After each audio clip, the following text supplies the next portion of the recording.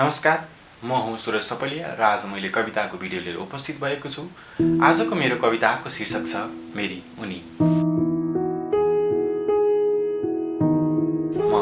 म केवल शरीर मात्र हुँ, उनी मेरी अन्तरात्मा हुन्। उनी मेरो प्रेयसी मात्र होइनन्, मेरो मनमुटु जित्ने शालीन योद्धा पनि त हुन्। उनी पहाडमाथिका सेता हिमाल, उनी पहाडमाथिका सेता हिमाल, म सम्बतराईको अन्नबाली हुँ।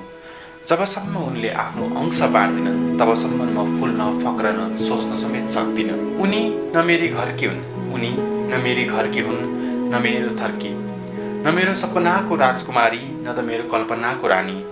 उनी यतै कतैबाट आएकी हुन्, जो म बिरामी पर्दा फुक्लुक्क उम्लेको तातो पानी खुवाउने। उनी कोही पनि होइनन्, उनी कोही पनि होइनन्, तर उनी बिना एक पल मलाई चैन छैन। न उनी स्वर्गकी पनि, न त धराटेकी छोरी, बस उनी मेरो दुःखको साथी, सुखको रानी। कसरी सकौला उनी बिना बाँच्न, सोच्न समेत बुद्धि हराउँछ, कल्पनामा मन डराउँछ, खुट्टा थरथर यसै कपाउँछ।